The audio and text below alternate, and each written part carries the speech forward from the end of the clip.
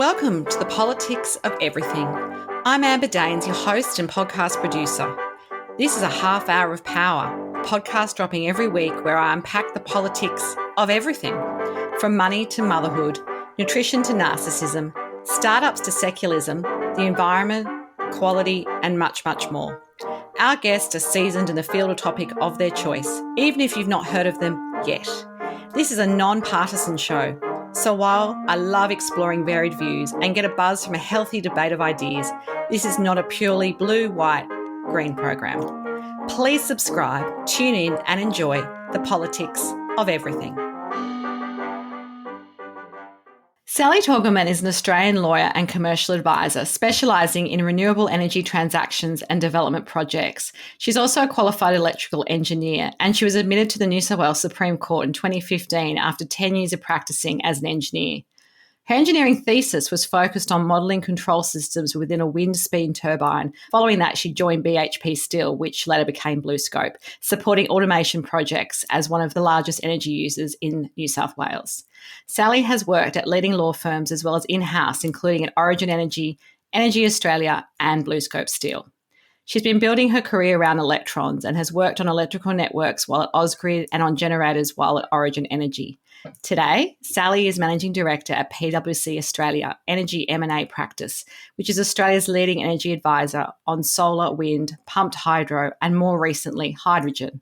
Prior to joining PwC Australia, she was Global General Counsel of EW Limited, a renewable energy developer and operator, and she supported projects around the world in places such as Russia, as well as Australia and South America. At one point of her career, she joined Better Place, an electric vehicle startup, which at the time was the third highest ranked startup after Facebook and Twitter. And it was here that she learned a great deal about starting an ideology in a new business and that a powerful idea can transform nations. Her real passion is the energy sector and helping to solve problems, and Australia has lots of complex ones to grapple with, including assisting industry to decarbonise, using renewable energy contracts or investing in clean energy. Her view is that corporate Australia has seen the light, and regardless of what's happening on the news pages, the clean energy transition is here to stay. We actually met last year when I media trained her. No pressure today, Sally, really. And I heard her expertise, and I was definitely convinced that she could help unpack some of the trickier answers to the world's energy problems. Plus, I have a soft spot for energy and all forms of utilities. So welcome to the Politics of Everything, Sally. Thank you very much for having me, Amber. I'm really pleased to be here. You definitely are the energy expert, but I suppose as a kid, this possibly wasn't your childhood dream. Did you have something you wanted to be when you grew up, and did you actually achieve that? I actually had a beautiful childhood. I think like many of us who had the pleasure of living by the beach, who could look up the sky and look and see these beautiful stars and, dream about, going into space and daring to become astronauts. Yeah, like many young children, we believe that you can go to space, and if you worked hard and did all the maths and got good at maths, and one day you could get there. I later discovered that I was claustrophobic and I don't love being in small places. So I think we share that phobia.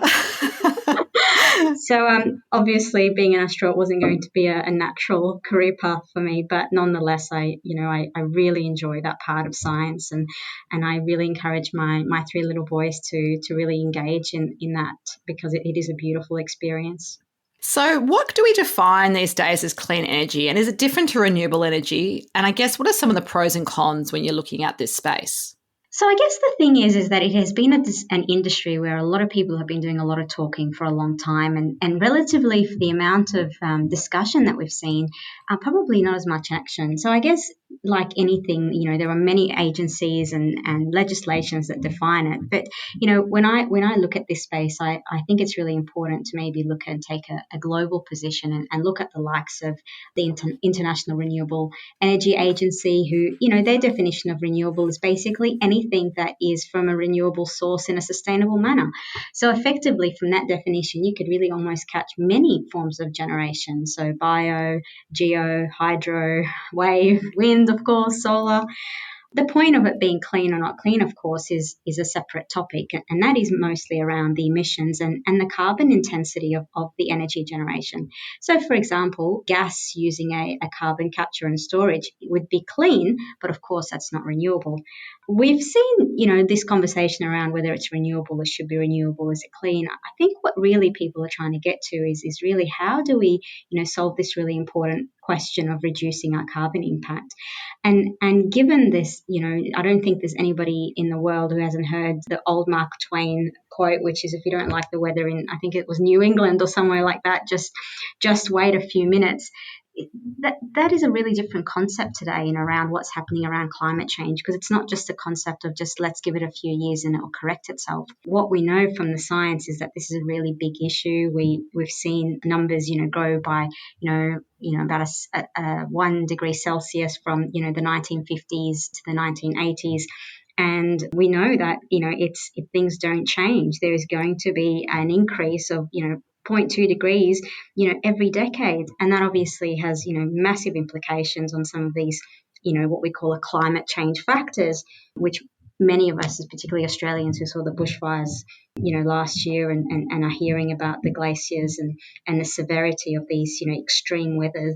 It's frightening and it's empowering to be able to see that so many Australians now really care about these issues around, knowing what is clean and how can renewables play a really big role in that. Absolutely. I mean, of course, energy is part of our essential day-to-day life in our utilities and, from everything from having a nice hot shower in the morning to, driving our cars and so forth. I mean, we are living in a world where climate change is a reality and it feels like time is ticking. What role does clean energy really play? And do we have a decade or two to work this out, or do we need to move quicker? Well, if you believe the scientists, which I think all of us really should do, is that we need to move very, very fast. And I think the global community has been really pushing for some strong targets for many, many years now. I want to maybe just tease out a little bit in your question this idea as to what role can electricity play in sort of supporting that. Now there are many of us who've always believed that, if you look at electricity, like let's take a market like the US, right? Their overall gas emission, or their overall greenhouse gas emissions, I should say, would look like something like, I don't know, I think it's roughly 30% comes from transport. You've got the industries, probably another quarter, about 25%. And then you've got electricity, which is probably another 25%. The Australian market is really different. So if you look at, for example, our total emissions, we see that most of our emissions are, between 35 and 33% comes from electricity.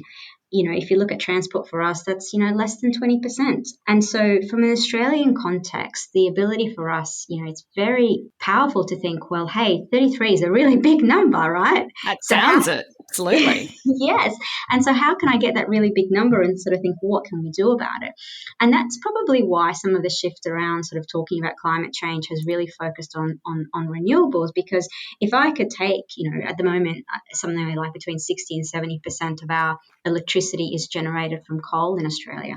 If we can take that number and actually make that into clean energy, well, just imagine, what you can do with that. So I think that the energy sector is really a great way to contribute to this kind of global challenge. And we're very fortunate in the sense that, we have these aging assets of coal that are very much nearing the end of life. So it's a timely opportunity for us to think about how do we replace these generations, and is there a huge opportunity for us to replace them with something that's cleaner, cheaper, and better. And I guess it's really easy, I think, to be able to sort of think around some of the costs around, because today when you sort of compare the costs of solar and wind, and you put that with, even with either being supported or firmed with gas or batteries or pumped hydro, you do get a very competitive profile to a new generation mix.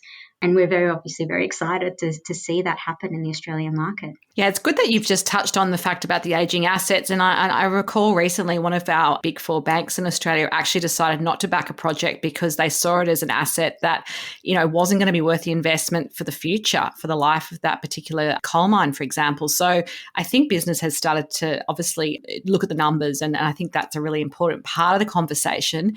But I do want to change tack a little bit, because late 2019, Australia launched its national hydrogen strategy.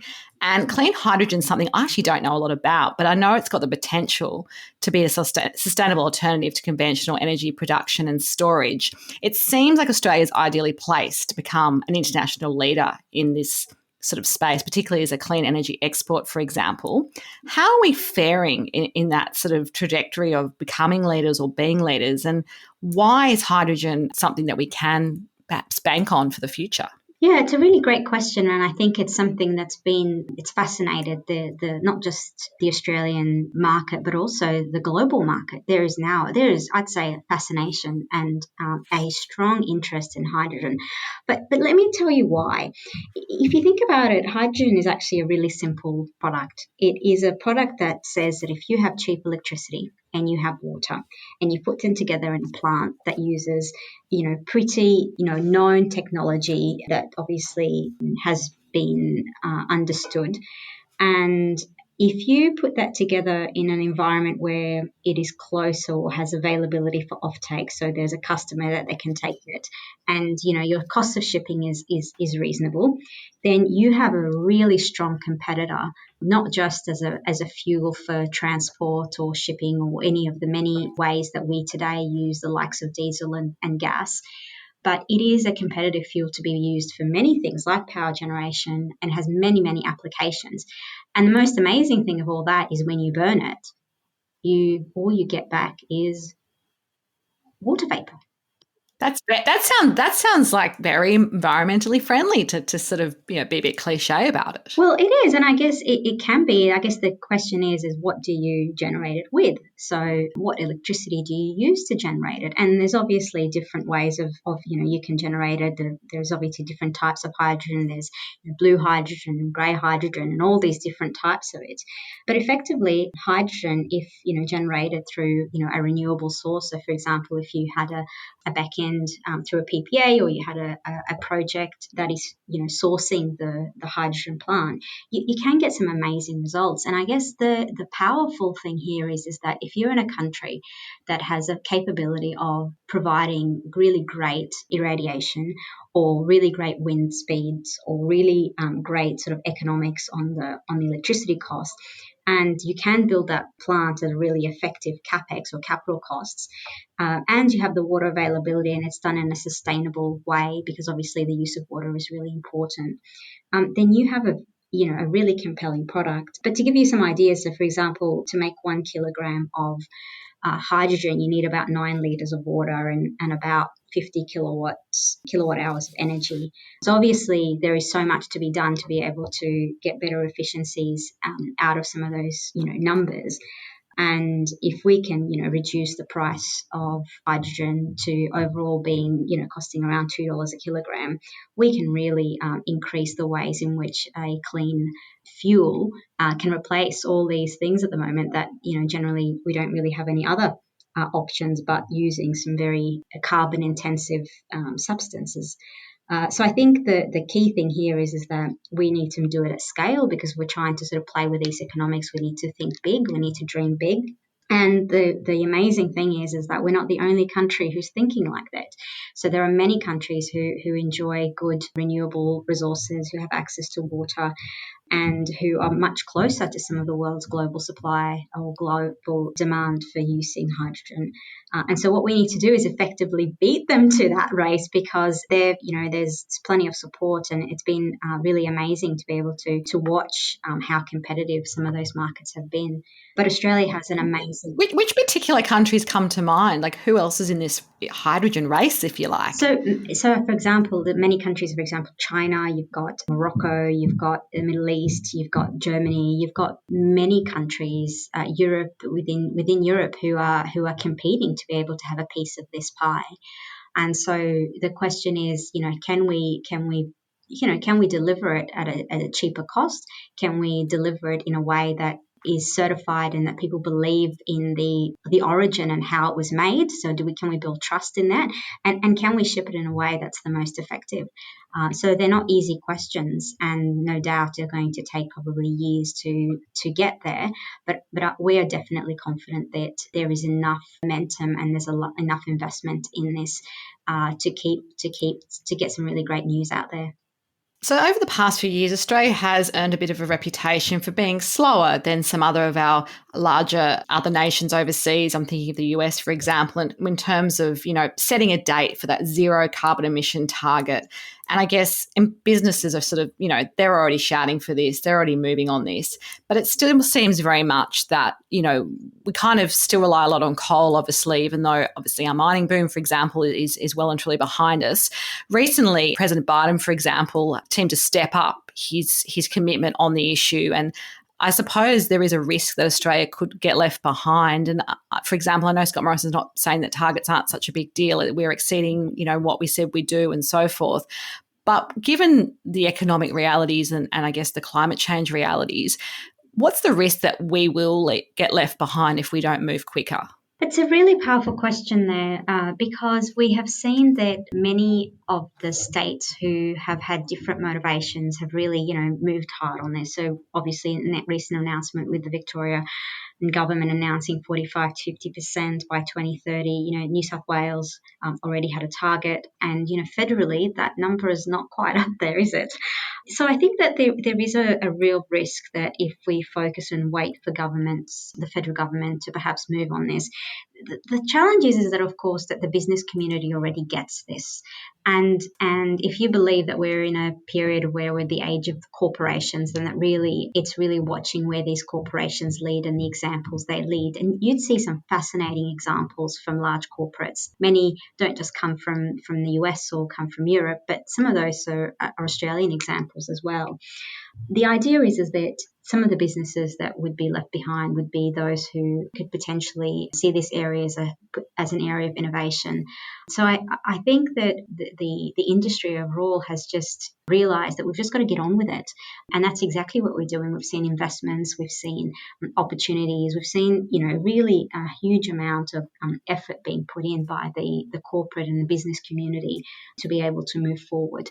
And I'm confident that, sooner or later, the economics of this is so compelling that it's going to be very difficult for really anyone to kind of argue otherwise.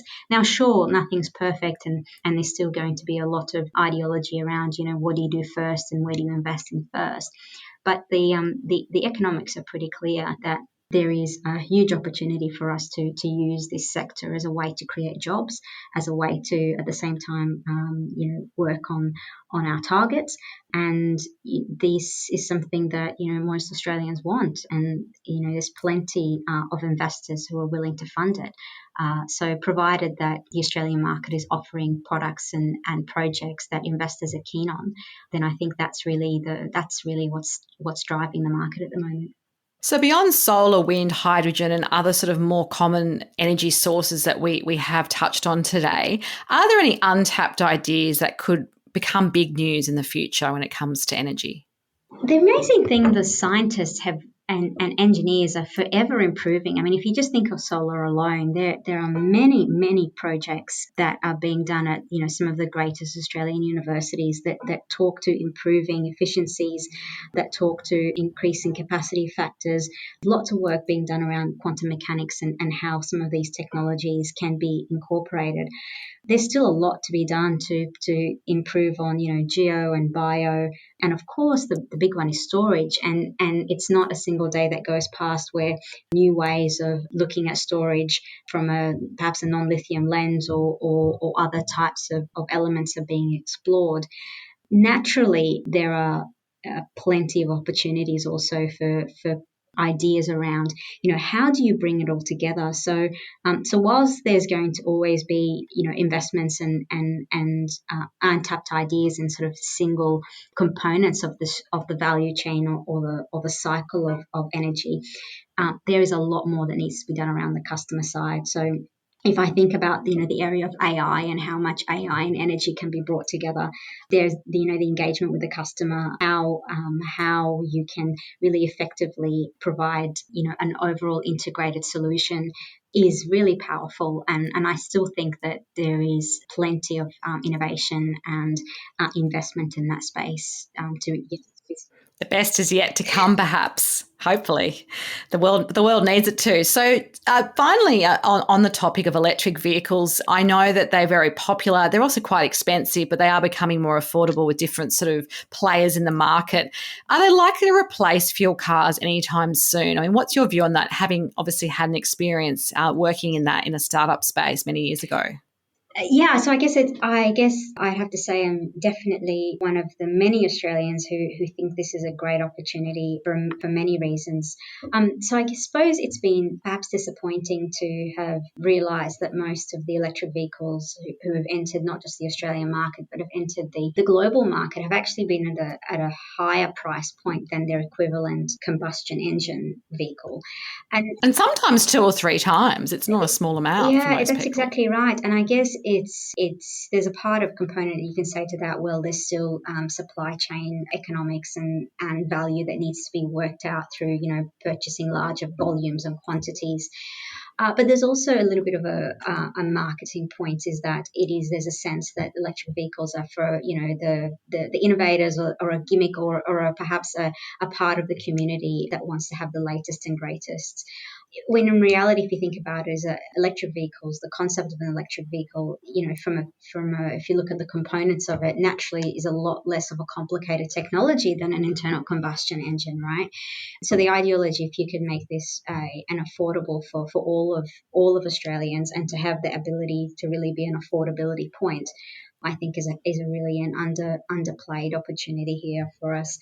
Notwithstanding that, I think the fact that we can effectively convert our reliance on fuel, which is has all those things that we talked about from a climate perspective, but to be able to convert that to relying on the grid, and then being able to use renewable generation to basically supply vehicles, again, is a really powerful thing that I think would be important for our economy. If you look at our growth at the moment in load, it's not really growing very much. And as we all know, for us to make sure that the overall long-term interest in the industry is strong, is that we obviously need to increase our demand, and electric vehicles are a really great way in for us to be able to use more renewable energy. So we're looking forward to seeing that, and really looking forward to some of the progressive positions that some of the states have taken in order to sort of accelerate the electric vehicle, not just investment, but also electric vehicle participation in the market. It's definitely a space to watch. A bit of a personal question. Do you have a favourite book, song, or film that you always kind of think of fondly? And what would it be and why? Oh, wow. So I'm a huge reader, so I read a lot, and I don't know if I have a choose the best, but I think the one book that I think I've recommended to almost everyone is obviously The 12 Rules of Life.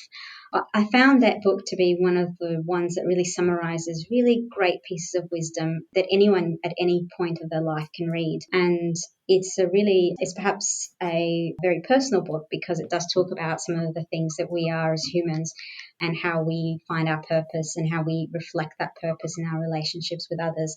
So if I haven't recommended it to you yet, Amber, here it I know. is. Now I need to, do you remember who it's by, or do we have to just sort of look that up and it'll come up, I guess, imagine, on a Google search? It is by I guess you could call him a psychologist. I mean, he's very well known. His name is Jordan Peterson.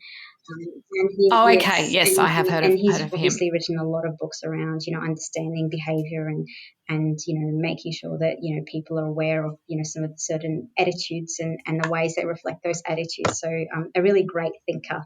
But yeah, by far the 12 Rules of Life is one of my favorites. Final takeaway message for everyone on the politics of energy. What would it be? Get involved.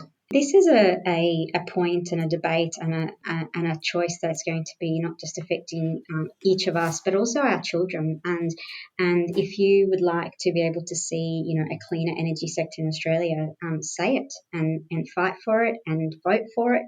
There is plenty of opportunities for us to get great jobs, because we're building on this sector, and there's a huge opportunity for us to replace what is already old and aging with something that is cheaper and cleaner. And we have some of the best, and I really mean this, I believe that we have some of the best innovators and thinkers and engineers. We need to empower them to come up and solve some of these solutions, to come up with solutions for some of these problems that are always being posed up as a risk to the sector, and risk to the energy. So let's trust them, and let's believe that they can solve this like they've solved many things before. Well, it's been a fantastic and really enriching conversation. If you do want to connect further with Sally Torgoman, there will be some details of her LinkedIn profile on the show notes. You have been listening to The Politics of Everything. Until next time, please keep well. Thanks so much for listening today. If you've enjoyed The Politics of Everything, I thrive on your feedback. So please add a short review and share the podcast with your network through Apple, Spotify, and all the usual suspects. I'm always on the hunt for new and diverse guests, so if you or someone you know has a fresh idea you're busting to get out there, please email me at amber@amberdanes.com and my crew will get back to you very soon.